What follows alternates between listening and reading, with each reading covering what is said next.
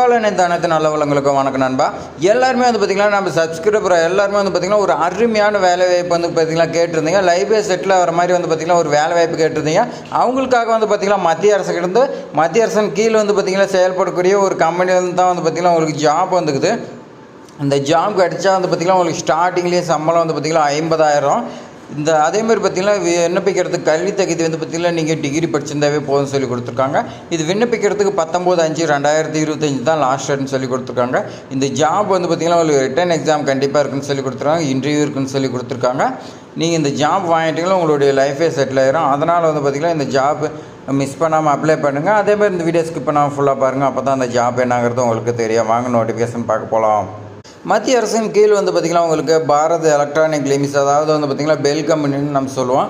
இது வந்து பார்த்திங்கன்னா மத்திய அரசோட கம்பெனி. இதில் வந்து பார்த்திங்கன்னா நல்ல சேலரி.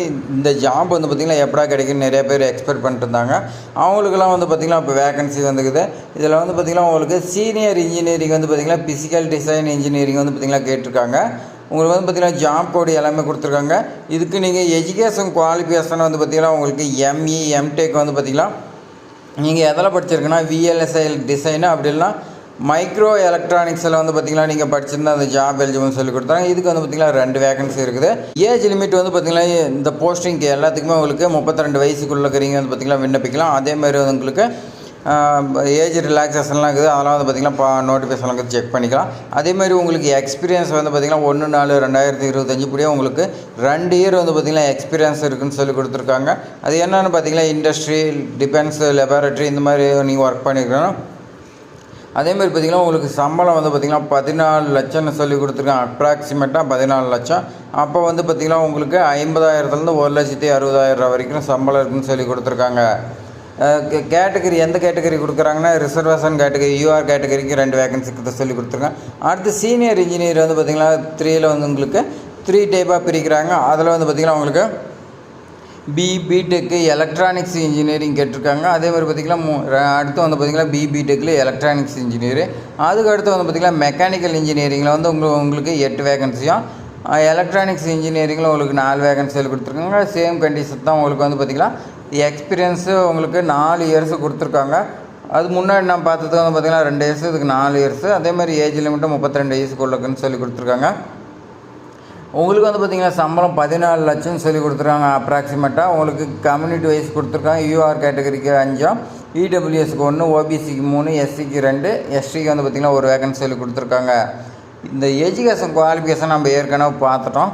இந்த சீனியர் இன்ஜினியருக்கு உங்களுக்கு எம்இ எம்டெக் படிச்சிருக்கணும். அதேமாதிரி சீனியர் இன்ஜினியருக்கு வந்து பார்த்திங்கன்னா எலக்ட்ரானிக்ஸ் அண்டு மெக்கானிக்கல் படிச்சிங்க வந்து பார்த்திங்கன்னா இந்த ஜாப் எலிஜிபிள்னு சொல்லி கொடுத்துருக்காங்க. இப்போ வந்து பார்த்திங்கன்னா எலக்ட்ரானிக்ஸில் என்னென்ன வரும்னா படிச்சிருக்கலாம். Electronics and communication, electronics and telecommunication, telecommunication படிச்சிருக்கலாம்னு சொல்லி கொடுத்துருக்காங்க. மெக்கானிக்கல் வந்து பார்த்திங்கன்னா நீங்கள் மெக்கானிக்கல் இன்ஜினியர் மட்டும் தான் படிச்சிருக்கணும்னு சொல்லி கொடுத்துருக்காங்க. அதேமாதிரி வந்து பார்த்திங்கன்னா உங்களுக்கு ஜாப் கோடு கொடுத்துருக்காங்க.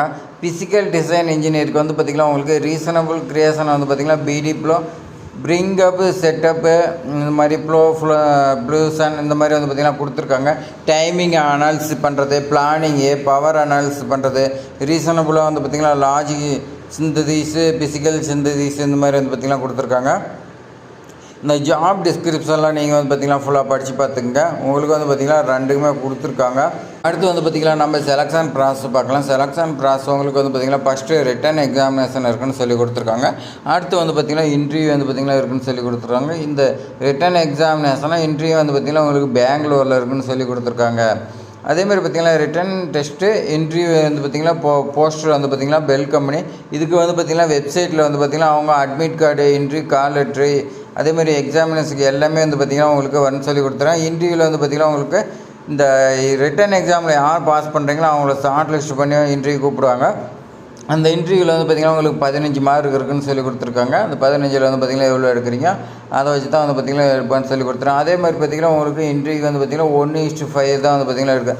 5 பேரை கூப்பிட்டு அந்த 5 பேர்த்தில் வந்து பார்த்திங்கன்னா இன்டர்வியூ பண்ணி அதில் ஒருத்தர் செலக்ட் பண்ணுறதா சொல்லி கொடுத்துருக்காங்க.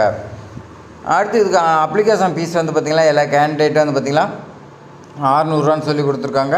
அதில் வந்து பார்த்திங்கன்னா 18% வந்து பார்த்திங்கன்னா இதோட இன்க்ளூடு 600 ரூபாயில் வந்து பார்த்திங்கன்னா ஜிஎஸ்டி எல்லாமே போயின்னு சொல்லி கொடுத்துருக்காங்க. அதே மாதிரி பார்த்திங்கன்னா ஃபீஸ் வந்து பார்த்திங்கன்னா நீங்கள் எஸ்பிஐ யூபிஐ அதேமாதிரி பார்த்திங்கன்னா டெபிட் கார்டு இது மூலியம் தான் நீங்கள் வந்து பார்த்திங்கன்னா பே பண்ண சொல்லி கொடுத்துறோம். அதே எஸ்சி எஸ்டி பிடபிள்யூ எக்ஸரிஸ் மேனி இவர்களுக்கெல்லாம் இல்லைன்னு சொல்லி கொடுத்துருக்காங்க.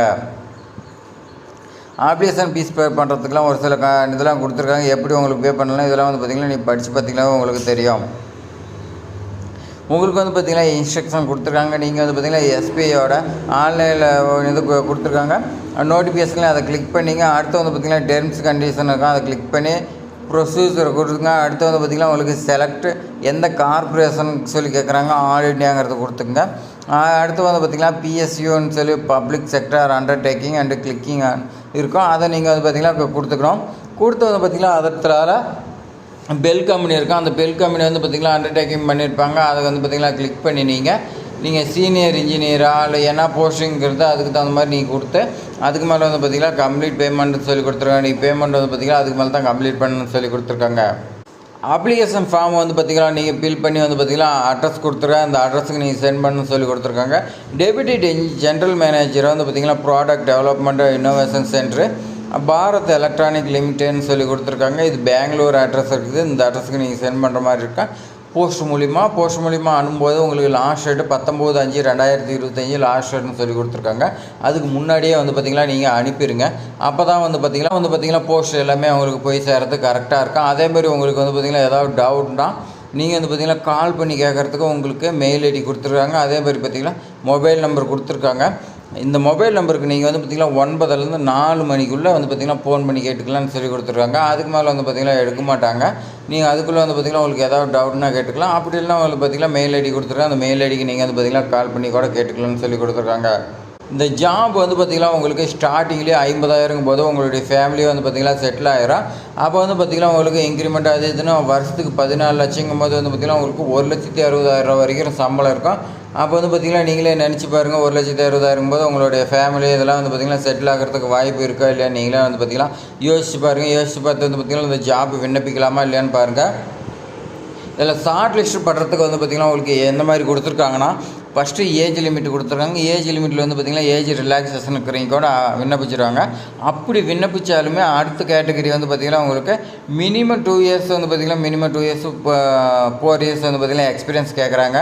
அப்படி வந்து பார்த்திங்கன்னா எக்ஸ்பீரியன்ஸ் ஆன பர்சன் வந்து பார்த்திங்கன்னா கம்மியாக தான் இருப்பாங்க. அதில் கொஞ்சம் பேர் ஃபில்டர் ஆயிடுவாங்க. அடுத்து வந்து பார்த்திங்கன்னா மீதிக்கிறீங்க விண்ணப்பிச்சிங்களா நீங்கள் வந்து பார்த்திங்கன்னா ரிட்டன் எக்ஸாமினேஷனுக்கு தான். அந்த ரிட்டன் எக்ஸாமினேஷனில் 6 பாஸ் பண்ணுறீங்களா அதெல்லாம் கொஞ்சம் நிறைய பேர் ஷார்ட் லிஸ்ட் ஆகிடுவாங்க. அடுத்து வந்து பார்த்திங்கன்னா இன்டர்வியூவில் வந்து பார்த்திங்கன்னா 1:5 சொல்லி கொடுத்துருக்காங்க. அந்த 1:5 வந்து பார்த்திங்கன்னா நீங்கள் இன்டர்வியூவில் போய் நீங்கள் வந்து பார்த்திங்கன்னா அவங்க கேட்குற கொஸ்டினுக்கு நீங்கள் இதெல்லாம் வந்து பார்த்திங்கன்னா மார்க்கு உங்களுடைய மார்க்கு நீங்கள் இன்டர்வியூவில் வந்து பார்த்திங்கன்னா உங்களுடைய பெர்ஃபார்மன்ஸ் இதை வச்சு தான் அவங்க வந்து பார்த்திங்கன்னா ரெக்குயர்மெண்ட் பண்ணுவாங்க. நீங்கள் வந்து பார்த்திங்கன்னா அதுக்கு தகுந்த மாதிரி சொன்னீங்களா வந்து பார்த்திங்கன்னா கண்டிப்பாக ஜாப் கிடைக்கும். நிறைய ஷார்ட் லிஸ்ட் ஆகிறதுனால அவங்க வந்து பார்த்திங்கன்னா இன்டர்வியூக்கு வந்து பார்த்திங்கன்னா ரொம்ப கம்மி பேர் தான் இருப்பாங்க. அதனால் வந்து பார்த்திங்கன்னா இன்டர்வியூ பயப்படுத்தாவில் கண்டிப்பாக வந்து பார்த்திங்கன்னா உங்களுக்கு ஜாப் கிடைக்கும். மிஸ் பண்ணாதீங்க.